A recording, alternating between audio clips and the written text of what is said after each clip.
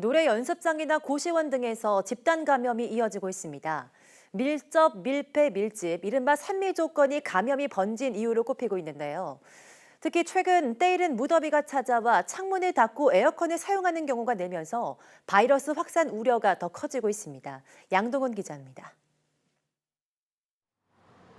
지난 11일 종사자 1명이 확진된 강동구 노래연습장.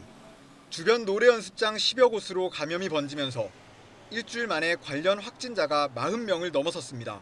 대부분 지하에 있어 환기가 어려운 데다 좁은 곳에서 여럿이 머문 것이 감염 확산 이유로 지목됐습니다.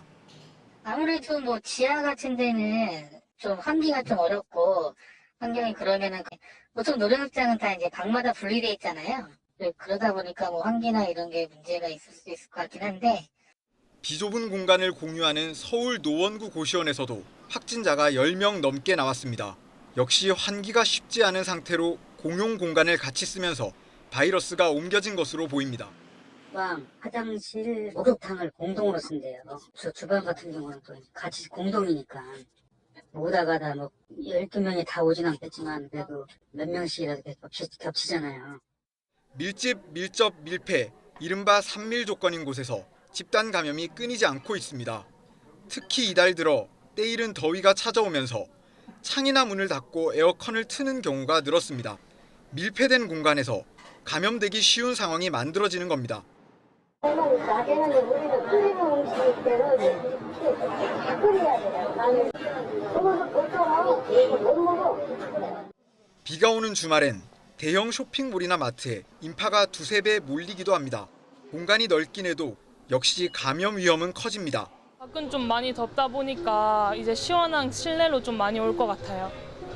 주말에는 솔직히 좀 안 오게 되는 것 같아요. 아무래도 사람이 너무 많다 보니까. 최근 하루 평균 확진자는 지난해 같은 기간에 비해 30배 가까이 증가했습니다. 지난 3월 이후 나들이와 외출이 늘면서 좀처럼 확진 숫자가 줄지 않는 가운데 일찍 틀기 시작한 에어컨과 환기 문제가 방역 문제의 또 다른 변수로 떠오른 겁니다. 무더위가 지속되고 실내 에어컨 틀면은 문을 또 닫게 되지 않습니까? 사람들이 실내에 모이게 되고 이런 거는 오히려 바이러스 전파에 더 좋게 되죠. 방역 당국은 앞당겨진 여름 날씨에 대비한 방역 대책을 추가로 논의하고 있습니다. 이와 함께 올해 피서철에는 지난해보다 이동량이 더 많아질 것으로 보고 감염 확산을 막는 데 주력한다는 방침입니다. YTN 양동훈입니다.